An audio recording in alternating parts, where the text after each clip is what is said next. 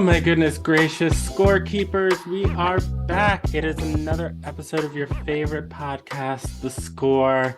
And like notes on a staff, we're coming together to create harmony. This is the podcast that's all about classical music, opera, pop culture, seen through the perspective of three Black opera administrators. I am Rocky Jones, EDI director at Minnesota Opera, and of course, I am joined as always by my two fabulous co-hosts. First, of course, we have the luminous Lee Bynum, the Chief Education Officer at Lincoln Center. Hello, Lee Bynum. How are you? Live and in person, it's Saturday night. Wait, that is not what I meant to say. I meant to do that differently. Yeah, I was gonna But let's say. just roll with it. All right, that's It's fine. It's Friday Saturday afternoon. night. Hi, everybody. And happy belated birthday, sir. Thank you. How was your Thank birthday? you. Did you do anything fun? It, you know, I think birthdays stop being fun at a certain point and Oh, start just kind of being, do. And this was definitely a little bit more on the do kind of side. But yeah, some very nice things happened. I got some nice gifts and had a delightful meal. So there are oh, no well, there you complaints go. Always about good. that. Yeah, just feeling old. So do you have the thing, since your birthday is so close to Valentine's Day, do you ever get like Valentine's birthday presents, or do you get like the two? No, I just get birthday presents. Oh, hmm. And how do you Yeah, feel about that? angry. Okay. Yeah, me too. Me too. Yeah, that's how I would feel. Yeah. Okay. Good to know. Good to know. And of course, our other fabulous co-host, activist, artist, doula extraordinaire, the fabulous Paige Reynolds, aka Iyawo Inawale. Hello. How are you doing? Hi, howdy. How was your week? I'm good. Yeah. I'm good. I am sitting in, the afterglow of Valentine's Day, Mm-hmm. followed by my partner also has one of my partners has a birthday. It's Oh right around yes, Valentine's Day yes, too. yes, they They do. just turned 30. Mm-hmm. So, yeah, I'm feeling good. Basking in joy. So did they get Valentine's birthday presents, or did they get the two? Oh, they got the two. They're Okay. separate, separate present too. Y'all Hmm. poor Aquariuses. It's like the Capricorns. That's why they're so angry all the time. Like Truly, Christmas truly. birthday presents. I didn't want to do that. I didn't want to do that. I was like, you need to have a good Valentine's Day memory, Valentine's Day gift, and a good birthday memory, birthday Yes. gift. Yes. So yes, we did both. Good for you. Good for you. What did you do? Did you do anything special? We did. For Valentine's Day, we had tacos, especially birria tacos. Ooh, Love okay. birria. Ooh. Yes. Uh-huh. Um, we both went to this, we both had the same idea to go to this bakery and get some sweet treats. So they were like, I went and got a little something sweet. And I was like, I went and got a little something sweet too. And but yeah, Black owned bakery in St. Paul. The name is escaping me right now. Ooh, okay. I want to go there. Yeah. Marguerite. That's the name. Oh, That's the name I've of never it. heard of it. Marguerite. Yes. It's It good. was good. It was Ooh, good. okay. We'll have to check that out. Where is it? Highly recommend. It is, honestly, I don't remember. Okay. I don't remember where I went. We'll look it up. It wasn't really an area of St. Paul that I'm usually in or Okay. have been in often. Yeah, so recommend it. And then for their birthday, I got a couple gifts. I made a necklace, something that I had beaded. Oh, I printed out a couple some photos of us and framed them. And we did a clay lesson, clay sculpting lesson at Mudluck Oh. Pottery Studio, Oh, Black okay. woman-owned pottery studio in South Minneapolis. Oh, We have both been wanting to do lessons for a long time, so that's what we did for their birthday. Yeah, we went to breakfast too. Ooh, Aw. it's very Patrick Swayze, Demi Moore, and Ghost.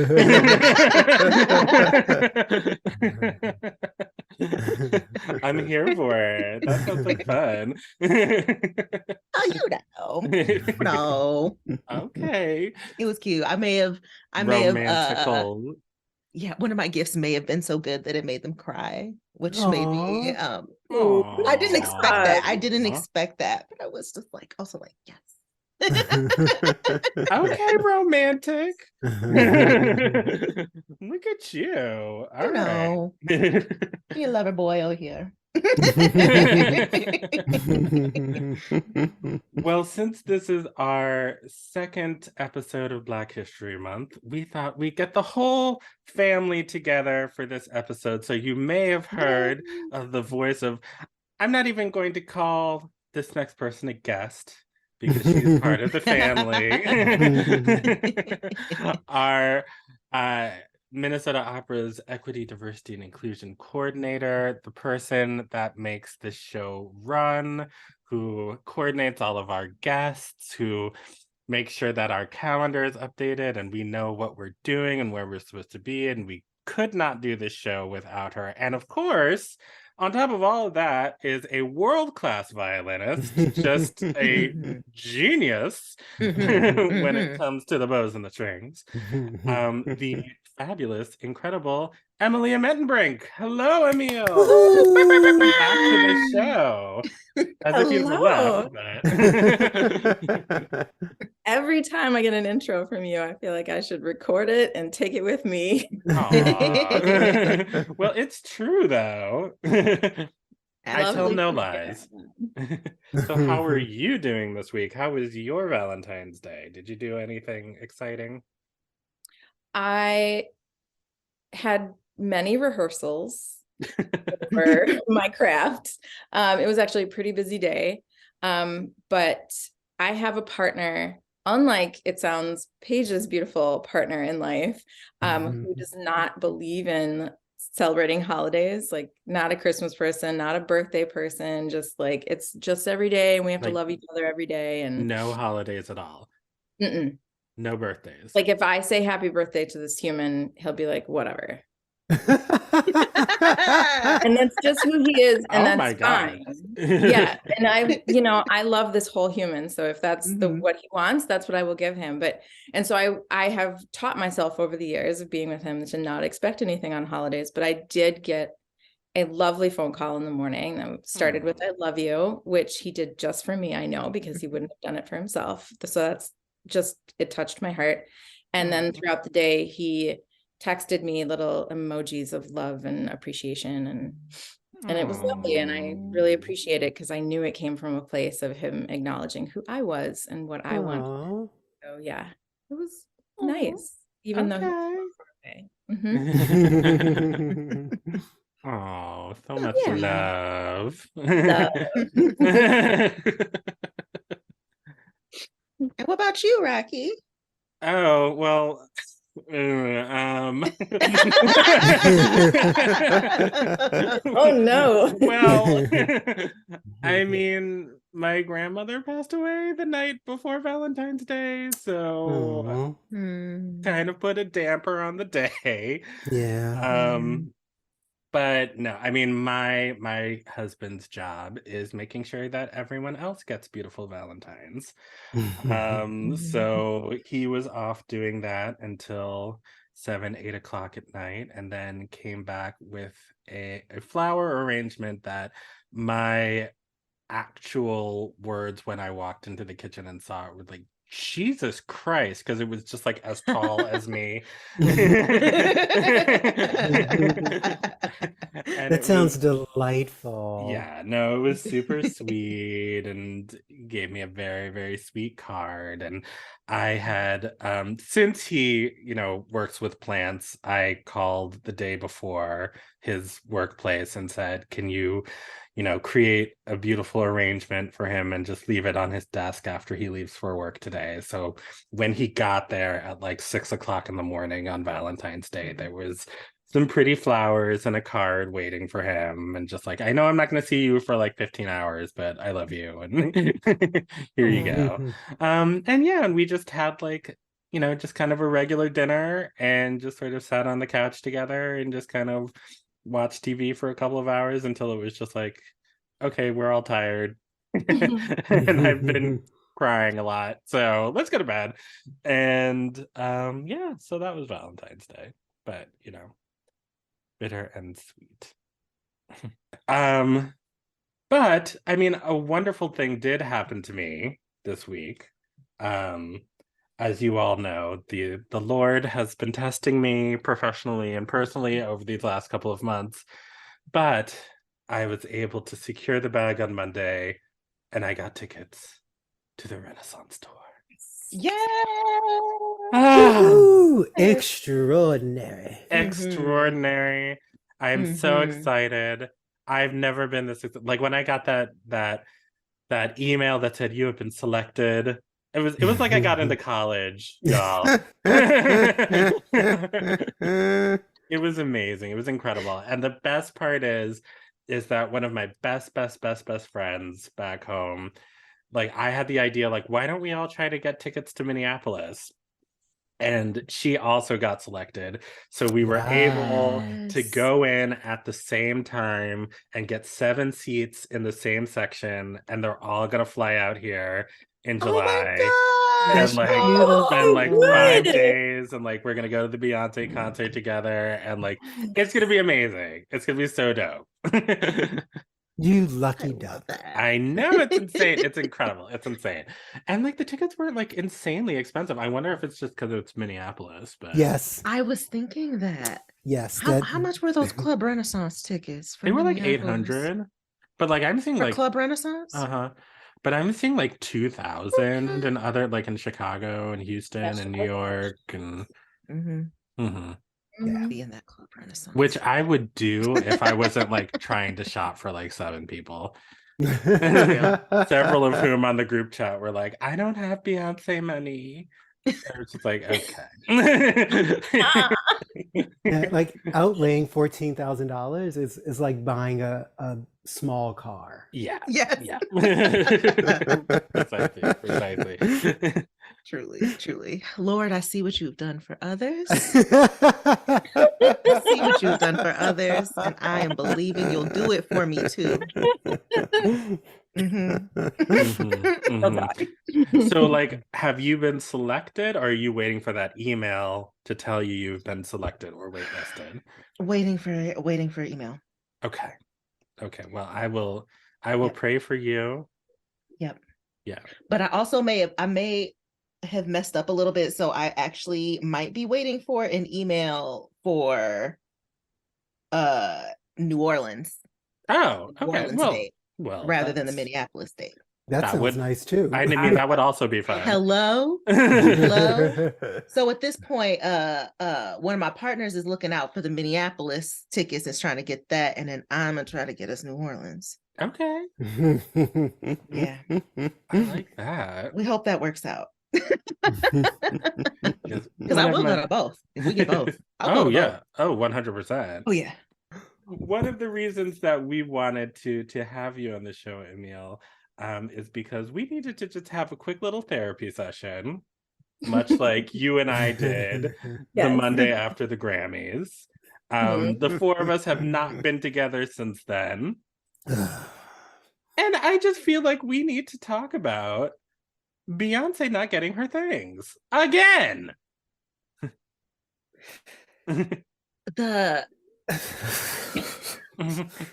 The audacity, like, I'm just, it floors me. Even the audience was confused. Yeah. And Everyone the winners were confused. The people who won were confused. They were like, Right. "Are you sure you read the Not confused enough because Not, my ass, I would have got up there and gave that award right to Beyonce. yeah, Well, precisely. Harry Styles sounded very confused when he was like, people like me don't even usually get these awards. I'm like, oh, wow, this confusion is running deep because I feel like people like you get the award every year. So I was like, how did he have the nerve to go up there and make it worse? No, he truly did. And I also will say, um, Diana Ross of Diana Ross and the Supremes, of having created the original blueprint for a pop star, continues her streak of not having a Grammy after losing to Michael Bublé. And it's one of those things that you can't even be mad about Beyonce not winning without connecting it to the original Beyonce still not having a Grammy. It's like, what do you have to do to get a Grammy, right? To borrow from Lauryn Hill, tell me who I have to be to get some reciprocity. Like Diana Ross is like, go ahead and invent the concept of the pop star for all of you, and to do it in an exemplary fashion. And then please don't give me my flowers. Just let me dangle in the wind. Not that she's dangling. I mean, she's obviously like one of the biggest stars who's ever existed. But the point remains, like, it's so hard to take some of these award shows seriously when it feels like they're playing reindeer games. Like, I don't understand the shenanigans. Like, I swear I don't. And it's like exactly what Rocky said the morning that we spoke after the Grammys. You were like, we just need our own award show. Clearly, the Grammys are not something to be revered anymore. I think if you ask any Black woman, femme, person of a marginalized gender in particular, who has become excellent at anything, you know that there will are people who do not like you simply because you are excellent at something. And like, that's it. Like, that's it. They literally are like, they're jealous. People are jealous of Beyonce. White men in particular, they are people are mad. They are jealous. They are like, I cannot. They're not gonna say in these words, but they were like, they're refused to acknowledge a Black woman being the best at something, and the best to ever do it at that. Like, they can't do it. They can't do it. It's just like and we've all encountered people who are like that.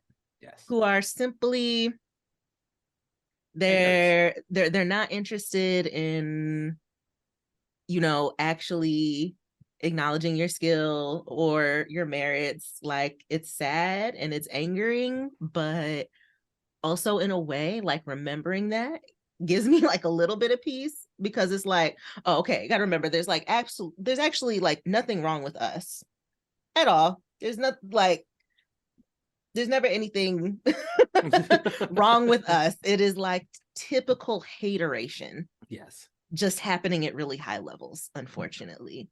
But it is old school hateration. They like, people are literally not voting for her because she is the best. Like, they're literally going and saying, like, actually, she gets too much recognition already. They're like, she gets too much recognition already, and I need to knock her down a little bit. We can't give her this too. We can't let her have this too, even though she deserves it. We can't let her have this too. We got to knock her down a notch. I felt that way about how she got just enough Grammys to get her over that milestone that we knew. And she was nominated for so many more than that. But they were like, okay, well, it felt manipulated. It felt like, we're going to let her get this one, or that will get her to this milestone that everybody sees coming. But then let's not let her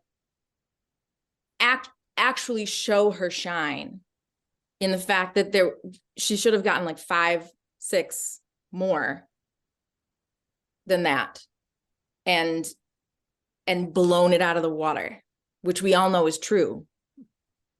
But it didn't happen because it was like, all right, we'll give her this, but we're not going to give her this other thing. We're not going to actually give her her due. We're just going to like put this in the corner over here. Okay, you can have that one. And then it felt, I only saw bits and pieces because I refused to watch, because I knew somewhere in me I was like, ugh, I can't. And seeing the results, I was just like, all right, yeah, that sounds about, you guys figured it out for yourselves. If we're being honest, like, I truly feel Lemonade was truly album of the year in my mind. Even Homecoming, once she released that recording, album of the year. And I also think people don't even give that recording enough credit, because for a live recording, it's excellent. She caught so many elements of the live performance that like made it what it was, that like, you know, she kept the soul of the performance, like from recording to, anyway, I could go on and on. Black is King, to me, also could have been a more highly awarded project. It is, I go back and it still sounds fresh. It still sounds innovative. And then this one, we all know the impact of Renaissance. Yes. So they're like really playing in her face. There are two things that I keep thinking about this. One is very cynical, and I think one is a little bit more pragmatic. But they both sort of hinge on this theme of anytime I'm watching, or I don't watch award shows either, but anytime I'm kind of like thinking about award shows, or even competition shows, like reality competition shows, I always try to, before getting to a place where I'm like fighting with my friends about why this person or that person should not have won RuPaul's Drag Race, it's always like, think about who's giving the award and what the award actually is, right? Like what they actually get on the other end.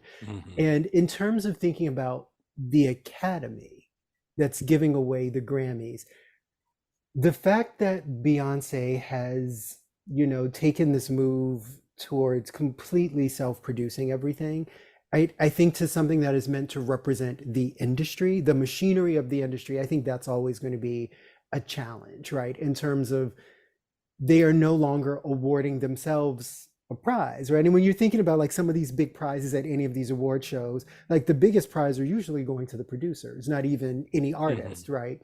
So even thinking about that relative to why one person is going to show up and one person is not, I think that's something else to add to the mix of misogynoir, which I think is clearly the biggest culprit. But all of the other factors, I think this is also one of those things that hurts a lot of independent artists and artists who are just choosing to be independent of the machinery of you know, the music industry. And then I think the second piece of, we have award shows, like we, you know, those of us who are melanated and from certain communities, and I think it probably wouldn't hurt to have other kinds of award shows, and in other genres you've been seeing them come up, like I think they were called the Antonio Awards, like a black version of the Tonys that popped up a few seasons ago. I think there is a way that it will never feel satisfying to us, because even as we become a bigger percentage of the population, we are not necessarily becoming a bigger percentage of the block of voters within these academies. And these award shows just don't represent us, right? And to that point about, you know, that elder person who was like, you know, I'm supposed to vote for Beyonce. I really do think that there's also that piece of it, like a true way that they are in touch with something that we're just not, right? And, you know, I was thinking about this relative, like Samara Joy winning Best New Artist. And I was kind of over the moon about it because I saw her on the Jennifer Hudson show and she just can sing, you know, like oh, she slays. Yes. And like in this moment where it feels like people are out here giving away, you know, recording contracts, they like hear people like, oh God, you sound horrible, let me give you a record deal real quick. Like the fact that Samara Joy comes out and she's like singing for real, that to me like simultaneously signaled there is hope for the Grammys. And again, there's probably something that in that is reflecting who they're in touch with and who they're not, because I think if there was any kind of popular choice, any number of other people would have won over her, and certainly not to say that they're more deserving. Like I'm not intimating that in any way, shape, or form. I think it's just a reflection of like the Grammys aren't for us, and if there is a scam going on in America, it's that any of us is being represented by any of these big award shows. And I'm going to stop right here because I feel like in a month, those Oscars are going to do something that are going to make me mad. And I'm going to have to save the rest of this conversation. I'm saying this now for people who are voting. So help me. Do not have me in a position next month where I'm out here talking about why Angela Bassett did not win. That is not going to go over well for anybody anywhere, because I'm going to be a different kind of mad. So Lord. Think about what y'all are doing if you're voting for the Oscars, and don't put me in a situation. But Lee, you bring up an interesting point, because the Grammys, the Academy sent out a bunch of invitations for new voting members this year and made a big to-do about how the next generation of voting members of the Academy and the expanding the diversity within the Academy of voters and who those people are and what they look like. And they made a big to-do. It was all over my Facebook page. I had friends who were asked because they were nominated for something in the past that was part of another project. And so they gave the impression that things were going to change, that they were making an active pursuit of change within the voting members. And then to have the awards show that they did, and the awards that they gave out was just like, oh, that again was just like a little performative thing you did to make us all feel better for a second. It's hard not to feel that way, right? And I was actually thinking about all of that, both relative to the Grammys sort of opening that space up, and a couple of the other academies or guilds doing the same thing, like really making a point of diversifying its ranks of voters and nominators, right? And I think the four of us may have an understanding of how much work has to go into being able to change the apparatus of a thing so that underrepresented people are showing up in ways that, we can actually bring about some kind of substantive change. Because, there's the performativity piece of it. And then there's also the ways that sometimes, because you're not changing enough, it's just not enough to actually shift anything in any way that we're going to feel it. Like, all of us have worked in these spaces and have some sense of like, you actually have to move around a lot of things and still go on a campaign of literally trying to change people's minds to make sure that they are making the appropriate amount of space for us to be able to have some of this change appear legible. And it's very frustrating, even as I know well enough to know that like this stuff takes time to be able to see the change, but it just really felt like it was just so weird this year where literally everybody in the world, like even more so than with Homecoming or Lemonade, it felt like this really did break through as an album. Everybody was listening to it, right? Everybody was doing that stupid dance literally everywhere. And then all of a sudden, when it came down to acknowledge that we were all participating in this Beyoncé project, they were like, no, here's an album that none of you have probably listened to. And this was the best album of the year. And you can't say anything about it. Like that's really what it felt like to me. And I the man literally was singing off key in his Grammy performance. Thank you for bringing that up, because the performance thing too, because I had colleagues, friends, people who I would consider friends say to me, oh, but he's such a great performer. And then I was like, but really? Like, have you seen a Beyonce? Like, like,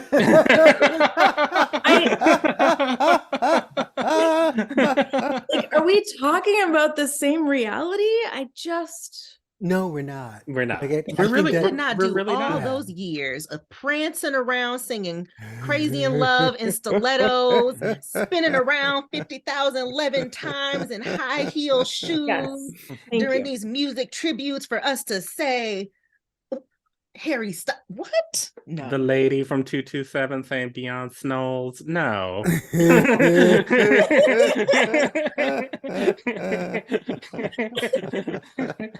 Well, on the plus side of the ledger, because I do feel like I really want to acknowledge LaTanya Moore and Angel Blue, Will Liverman, and the cast of Fire Shut Up in My Bones, because I very much appreciated seeing that.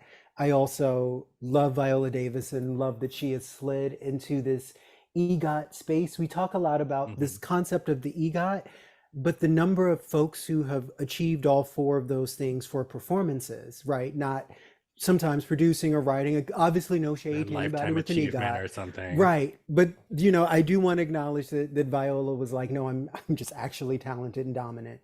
And Into the Woods, the revival winning Best Broadway soundtrack, as a lifelong Sondheim fan, the fact that this production had a plethora of people of color in the cast, I didn't know that I was going to ever live long enough to see a Sondheim show with multiple people of color in it. I like that it got this acknowledgement. And Samuel, our very own Samuel Phillips, his aunt is in the cast of cool. Into the I didn't Woods. know that. I didn't either till I started being nosy. So, we all will bask in the glow of a couple of these wins that were very deserving, and lots of other people getting awards that they and Lizzo. fully We have to deserved. acknowledge Lizzo. We have to acknowledge yes. Lizzo. Yeah, right. We can be mad about one and celebrate the other at the same time. Right.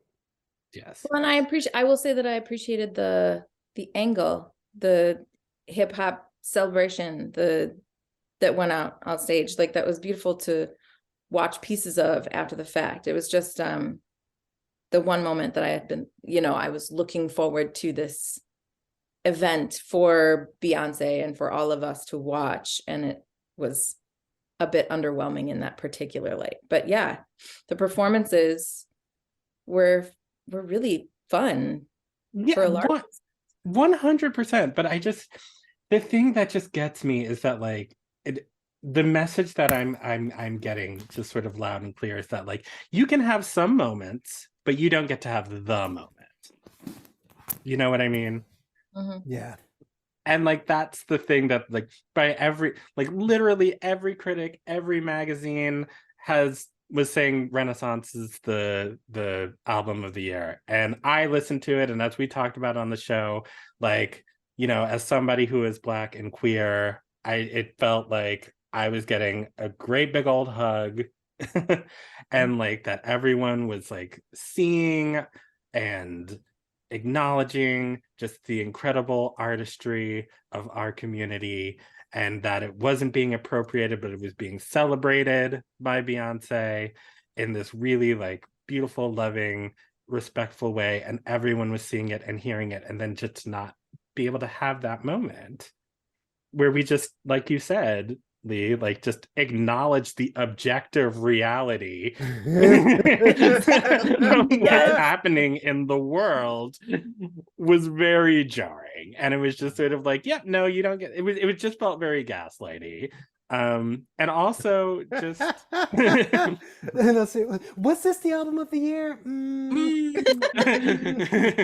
No. Harry Styles was actually the album of the year. Yeah. Oh, all just mass gaslit. Okay. Cool. I guess. Let me adjust my expectations, my experience of the reality I'm living in. But I also just want to say, to whoever is producing the Grammys, do not ever do those segments with the fans talking about the nominees for Album of the Year ever again. Thank you. That was insane. That was wild. I didn't see any of that. What was wild about it? Oh my goodness. So they had this table of people who were super fans of each of the people nominated for Album of the Year. And so it would be this woman, sitting there, and she's like, you know, I was at Kendrick Lamar's first show, and I have always just looked up to him, and his music just speaks to me. And then I was in an accident and I lost the use of my legs, and Kendrick Lamar like sponsored a GoFundMe to get a new mobility device. And so he is just an amazing artist, and he is an amazing human being, and I love him so much. And then this guy next to her is like, no, actually Coldplay should win album of the year.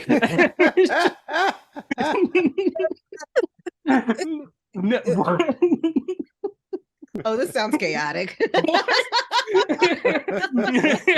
So many reasons, because you think they would have picked better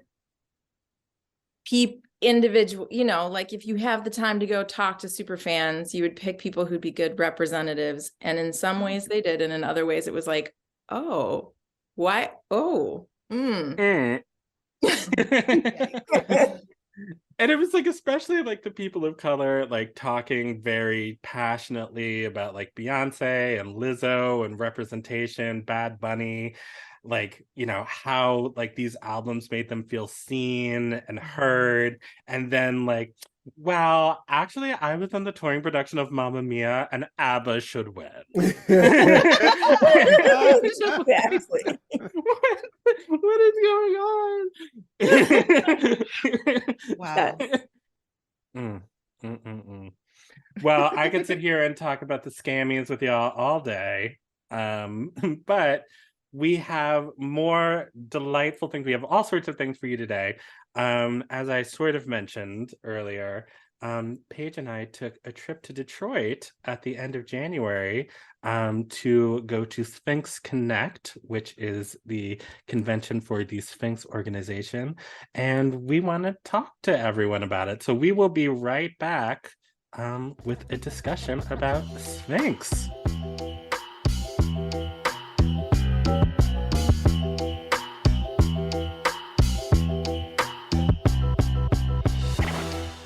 All right, and we are back. So just really quick, we wanted to just have a quick chat about this exciting trip that Paige and I took to their hometown, Detroit.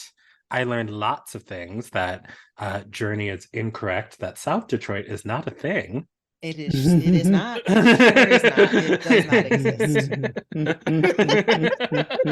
Did not know that. Thank you for that knowledge.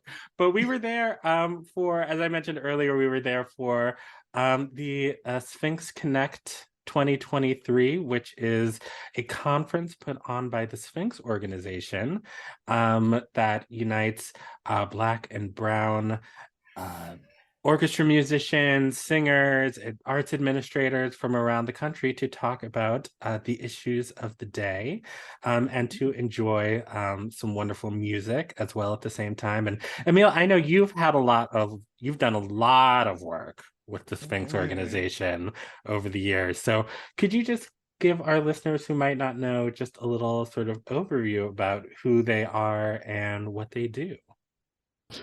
Yes, I can. I can tell you all about Sphinx. So Sphinx was started by a colleague of mine back in, I was in undergrad. He was in grad school, if I'm saying that correctly. Aaron Dworkin went to the University of Michigan, and he wanted, I think it was kind of when I knew him then, it wasn't a clear idea of course, what it is now, 25 years later. But at the time, he created what started as a competition for young string players of the African American and Latinx variety, because he had this vision of expanding the diversity in the classical arts, and especially in orchestral stages, because he felt as a violinist of color very isolated, as one does in the classical field. So he started with this competition. There was a junior and a senior division. And for the first few years, that's all that it was. Then he got this, what I think was just the best idea in the whole wide world, and the thing that makes me so happy every year to be a part of was that, wouldn't it be great if these young people who are in the finals of this competition that we've created to be able to perform their orchestral concerto works with a orchestra of their peers, meaning a completely Black and brown orchestra, which of course then he called all his buddies who were dispersed amongst symphony orchestras one by one and said, wouldn't it be great if you guys could come together and make this orchestra? And then these young people would have an orchestra that looks like them to play with.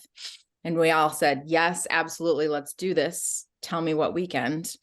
And that it has grown from there into many things. So now what exists years and years later is multiple education divisions where us on the professional level will come in, and there's a summer camp and a conference and different educational programs that go out into school all over Detroit, but also even farther out than that. There's a yearly competition, still a senior and junior division, but there's also a conference that happens once a year in Detroit, which is what y'all went to, that for us who've been members of Sphinx throughout the years, it's like a family reunion. Sphinx calls itself La Familia. For those of us who've been in the organization from the beginning, it is a chance to fill ourselves up with the Black and brown love of the classical music space and the art space, and get reconnected. It's a networking weekend. There are tons of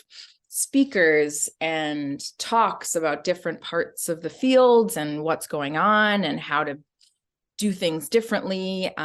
We invite symphony orchestras to bring representatives to the conference so that they can hear young musicians play. There's a orchestral excerpt competition that then creates a list that orchestras can listen to and choose from to have as subs. There's a performing ensemble, which I've been a part of for years, called Sphinx Virtuosi, which is mostly a group of people who have been in the finals or have won the competition at some point in the past, who perform as a chamber ensemble of string players. It's a rad organization and a really good time. And I can't wait to hear what y'all felt about the weekend and your time there. Yeah, we had a good old time, didn't we? We really did. We really did. And I appreciate so much that that Sphinx is in Detroit as well. Like, I don't know, it felt appropriate to hold as a place to like hold the spirit of something like Sphinx. Like, yep, it was, yeah. I don't even know where to start. And I think like one thing I do want to comment on is just how special the concert was. Yes. For me, like, and what you said about like them getting to perform with an orchestra that looks like them. That was the part that just like touched my heart and like honestly had me like shedding a couple tears. Like, it was just so beautiful. Like my heart feels like expansive now just thinking about it, to just look at that stage full of Black, brown, Asian, all people of the global majority. Like, it was just like, oh, this is how it should look. It made my heart so full. Like, oh my gosh, it was. And I told Rocky, I was like, if the orchestra looked like this, I would have season tickets, period. Like, period. It would be a regular thing that we do. Like, it made it just so much richer for me. Ugh. Yeah, and it feels that way on stage too. Like, as performers, I can imagine. The first time in our lives that we've been able to look across and hear across the section and see things that look like us and not feel like a minority. And it is that special that we all give up our professional lives so we can be a part of it. But it was also like being able to look around the audience and look at everyone around us and also see that and feel that. Because like when those performers came out, and like I mean like I felt like I was at the finals of like American Idol or something. Like, right. my heart was beating like out of my chest. Amen. I was like just everything was just like vibrating the whole room. And then when the woman who eventually won, oh God, her name is on the tip of my tongue. Ingioma. Chinyere Grievous? Yes. When she Did I get that right? It might be a different. I knew it was an Igbo name. It's a Nigerian name. but when she came out and the whole audience just went up, like it was incredible. And it was one of those moments, like hearing her play so brilliantly, so beautifully, like I like it was like she was in like conversation with the orchestra, but it was like a real juicy conversation that you're like, girl, what? And then she said what? And then he said what? Like it felt like she was like playing the blues, like it just. And she just, I mean, her dress was so gorgeous, she was so gorgeous, like and to just be like surrounded by us, and she comes out and like people are just like, go, you better sparkle, yes. The one person at the end who was like, you go, girl. And it was just like, I love us, oh my gosh. And then and I can only imagine what it would be like to be a little kid sitting in the audience, because there were lots of kids who were there, and to see her do that, to play just virtuosically is just, I mean, it's life-changing. It's one of those things that's just life-changing. It makes me remember, being 9 and seeing Jesse Norman sing at the Kennedy Center. And like those are the moments that really change your life. And to witness that was just like, it was awe-inspiring, really. And I don't say that lightly. I'm not being hyperbolic. Yeah. It really was. Yeah, I mean, not like, at all. we were like clutching each other by the end of that performance. Yeah. We were like so moved. I say I was leaned forward in my seat, just full body and being just engaged in the performance, just and everyone was like that too. Yes. I love sitting in the audience of us because of how we watch and how we experience things. Like, we gotta let it show in our body somehow. You could almost feel the moment where everyone knew that that she was probably going to win as well. I was just, I mean, there was no doubt. Like, it would have been a scene if she had not won. I was like, imagine if like it was always that exciting. Like being like, if it was always that exciting, you could always feel like you could be your whole self like that at the orchestra. Didn't it feel differently to be in that audience? Because they give a bunch of tickets away to the local schools and the inner city Detroit schools in particular. And there's an electricity in the audience that's different and so joyful, I mean, they're loud, but they're not. We still get to be classical music performers in the space that, it wasn't rowdy, but it was actually, but only in the moments that were appropriate for it. And it feels so good to be able to, like you said, be your whole self and not have to like put a piece of it in the corner outside, or, save that for when I'm with my Black friends.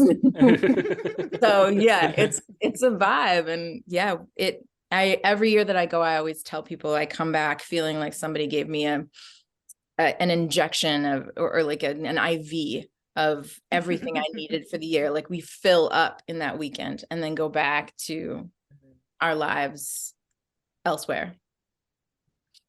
Yeah, I'm curious, I can see that. What we took from the conference too in some of those sessions. And I know I have some favorites. Rocky, boy. Yeah, I mean, well, first of all, it was really lovely to reconnect with some friends and friends of the pod. We got to see Alex Lang.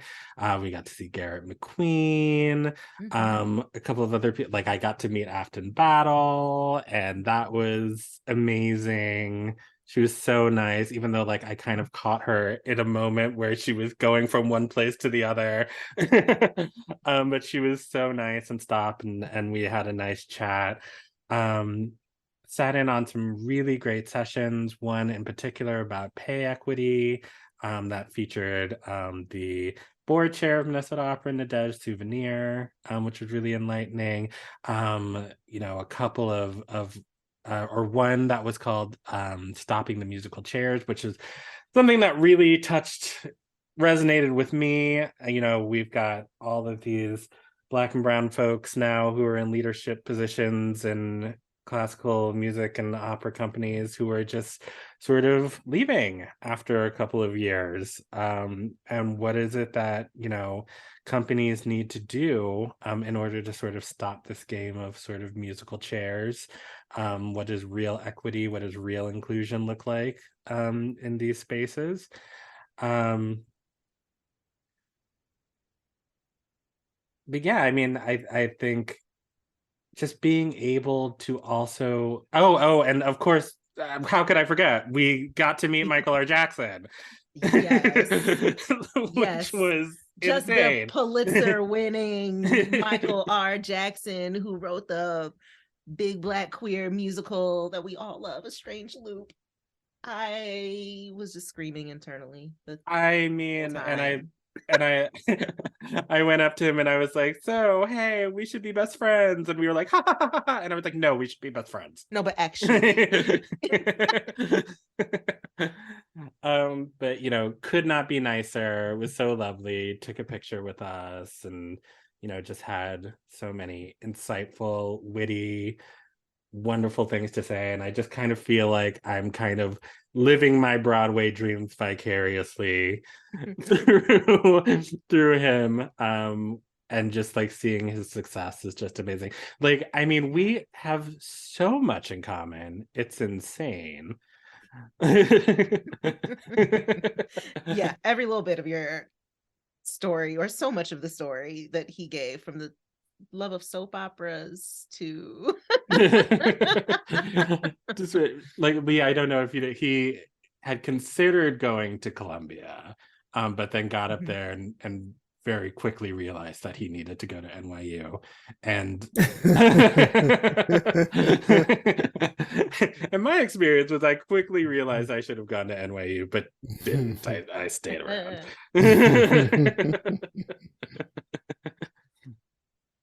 But yeah, so that was amazing. But what was impactful for you, Iyawo? Yeah, I think I really enjoyed, I think first, some of the panels that I went to that had disciplines that I just haven't heard from as much, like especially composers. Like, I really enjoyed hearing from composers, and specifically composers who are also, it sounds like, experimenting and doing a lot of like cross-disciplinary work.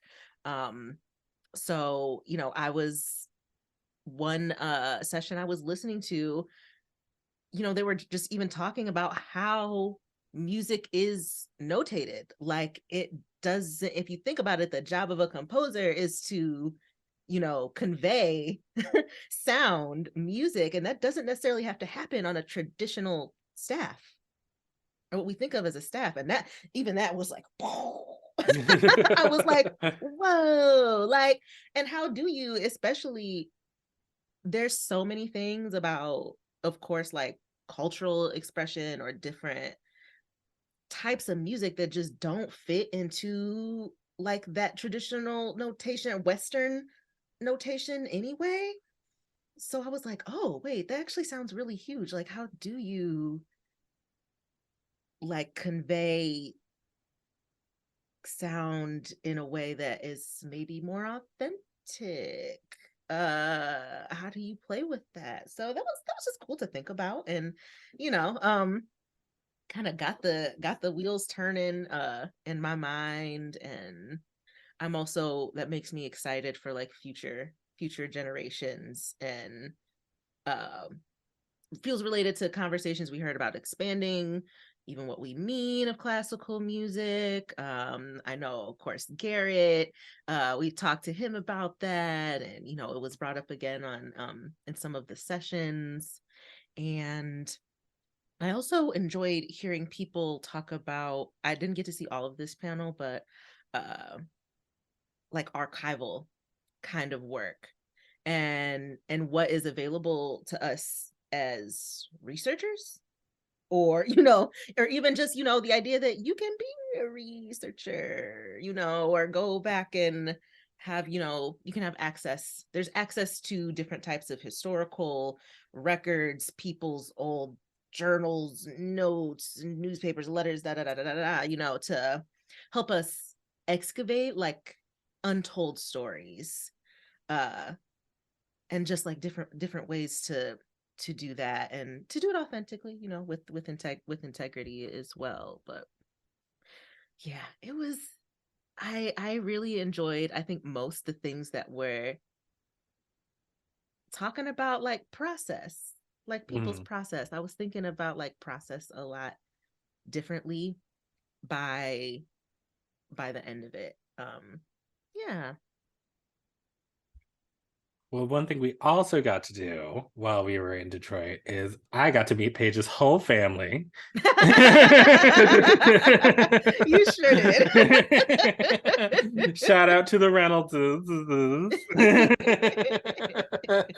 We had so much fun. Like, your family's dope. Like,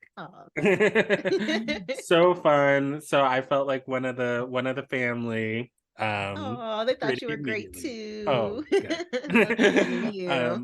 But we got to have some classy soul food at Savannah Blue, which I forgot to write a review. We promised the chef we would write a review. Everybody go to Savannah Blue. It was delicious. I had the catfish and the greens and the candied yams, and it was all delicious. Everything was fire. Yes. And you know, soul food is done right and seasoned correctly when it tastes even better the next day. Oh, because I ate all of mine. Okay, because it was that good. It was that good, y'all. It was a lot of catfish. I had a little left over. I had a little bit left over of everything, like the catfish, the candied yams, and the greens. And some of the spices had just set in some more and kind of gotten in there. And wow. Yeah. Go to Savannah Blue if you're in Detroit. Yeah, they did that. they did that. They did that. Yeah. And we took the people mover to get there. We did. Which, like, it feels like you're like a little tiny toy train going like through Gotham City in a snow globe because it was snowing. Yes. It was quite picturesque. It was quite picturesque. Kind of it really was. But Detroit was an amazing time. Yes, go get you some food. Savannah Blue. Go check out some of the incredible historic sites that are there. I mean, Detroit had just such an outsized influence on just the music that we listen to. It's an incredible historical city. The next day, Paige's sister Deco was able to take us around and show us United Sound Studio, and we went to Hitsville, and we went to Berry Gordy's mansion. We saw where Aretha got all her furs, the elegance, the opulence, the extravagance. Yes, Dietrich eleganza. Yes. What was it called? Dietrich furs. Dietrich furs. Yes, absolutely. So an amazing time was had by all. Just want to thank everybody. Want to thank Detroit. Want to thank the Reynoldses. Want to thank Paige for showing me around. And yeah, definitely we'll be back. And we'll be back right after this with Pure Black Joy.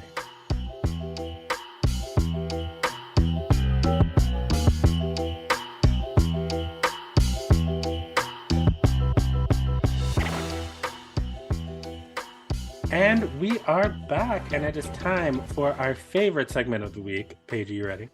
I'm ready. And a 1 and a 2 and a 1, 2, 3, 4. It's peanut butter jelly time, peanut butter jelly time, peanut butter jelly time, peanut butter jelly, peanut butter jelly, peanut butter jelly with a baseball bat, peanut butter jelly, peanut butter jelly, peanut butter jelly with a baseball bat. Hey. It was just a little button this time. Well, I mean, I think obviously we need to give Rihanna her flowers. Yes. Yay. I mean, come on. I don't understand all these people that are hating, like, she didn't dance enough. She didn't blah, blah, blah. Like, y'all, she was like pregnant 50 feet up in the air. Like, what are you talking about? It's about 13 minutes. She has given us a lot. She been told us that she sells makeup and lingerie now. Yes. Yes. We should accept it. She has 2 babies. Well, 1 baby, a baby on the way, a man, and a thriving makeup and lingerie business. This music, that is a very small piece of the pie. Also, she did twerk on stage, which is like all you really want to see. Yes. So I feel like we got what we wanted. Exactly. And when was Rihanna like a big choreo girl? Hello, when was she? What is Rihanna's iconic choreography? Like, Beyonce has iconic choreography. Mary J. Blige has iconic choreography. Sorry, I'm so stupid. But no, Rihanna does not have iconic choreography. Like, it's all about the vibes with Rihanna. Right. Fashions, face. Fashions and vibes. Mm-hmm. Yes. And face. Mm-hmm. So shout out to my Bayesian cousin. Love you. Who's next? I have a short little plug for something that I'm super excited about. There's a book coming out, I believe, on May 23rd called When Broadway Was Black, and it chronicles the story of the groundbreaking musical Shuffle Along. That you may know, a particular song, Wild About Harry, comes from that, but it's a really interesting story.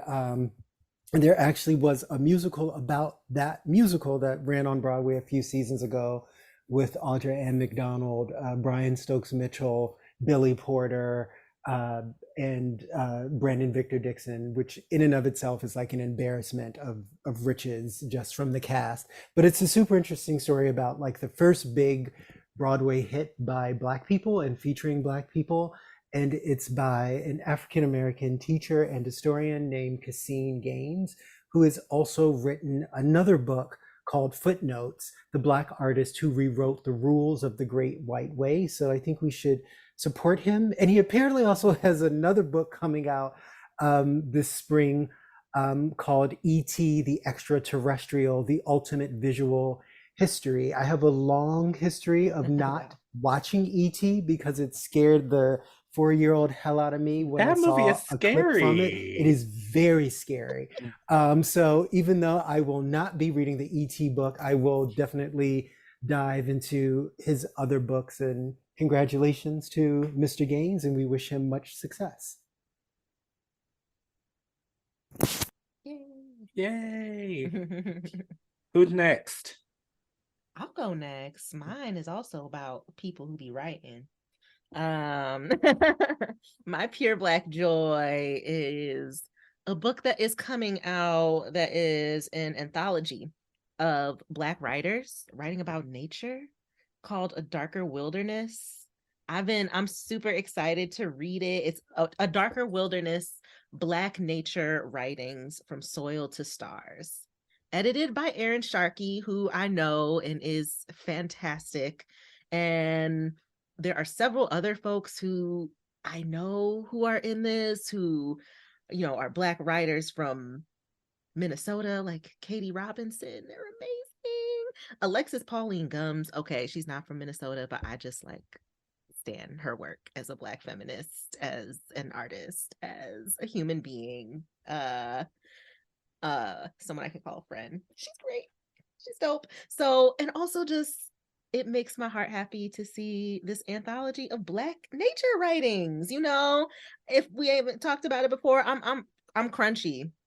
I'm crunchy. I go hiking. I like gardening. I like kayaking, granola. So I feel seen by this anthology. I love that it's including like lots of Black queer folks in there too. So I feel like knowing Erin also and her vision, like I'm probably gonna see all of us in there, you know, intergenerational queer folks, probably disabled folks as well, like the intersections just within Blackness as well. So I'm so excited, and congrats to everybody. And y'all should go get it. Go get the book. A Darker Wilderness. A Darker Wilderness. Right. Yeah. They crunchy, y'all. Yeah. Shout out to crunchy Black folks. This one's for us. Crunch, crunch, munch, munch. Yeah. Emile, do you have a pure Black joy? Yeah. I'm gonna keep it local. I get to perform with a really cool local choir called Known. And they're based out of North Minneapolis, and they're headed up by a man named Cortland. I don't want to say his name wrong. Cortland Pickens. And I had the opportunity to have my first rehearsal with them last night. And it's a beautiful, beautiful group of young people with amazing voices who are really speaking truth to power. And it's all inclusion, beautiful example of what we can do when we stop worrying about how things might fit into boxes. And so I just think that he's doing everything right with that ensemble, and those young people can teach us a lot. And I'm so excited to get the chance to be on stage with a bunch of Black and brown people who just decided one day that it's okay to be exactly who they are. So I'm extremely excited about this weekend. That's my pure Black joy for the moment. Yay. Oh, yay. Yeah. Sounds nourishing. Loved how you put that. That was really beautiful. Mm-hmm. Well, this was an episode, y'all. I'm so glad it was just us family. It's like Aww. Family reunion. We are family. And I hope everyone out there enjoyed the show as well. If you did, you could really do us a favor by leaving us a review, maybe with some words on Apple Podcasts, or 5 stars. 5. I don't, no, none of this, none of this 4, 3, 2, 1 nonsense. 5. And of course, subscribe on your favorite podcatcher of choice, and tell all your little friends about us. It really helps get the word out. And we'll be back in 2 weeks with Kaukalia Yang and Josephine Yang, and we'll be talking about the new opera that is premiering in March at Minnesota Opera called The Song Poet, which is the first opera to be sung in the Hmong language, which is super exciting. And so we're going to talk to them all about that and that story, and bringing that story to the stage. And I think that's it. Contact us if you have any questions, thoughts. Please feel free to still continue to send suggestions about my drag name. That would be exciting. The score@mnopera.org is that email address. And I think that's it. I think I'm done talking. So any words of wisdom, anybody, before we go for the people? Go see live music. That's a good one. Good one. Mm-hmm. And Stay in school. And stay crunchy.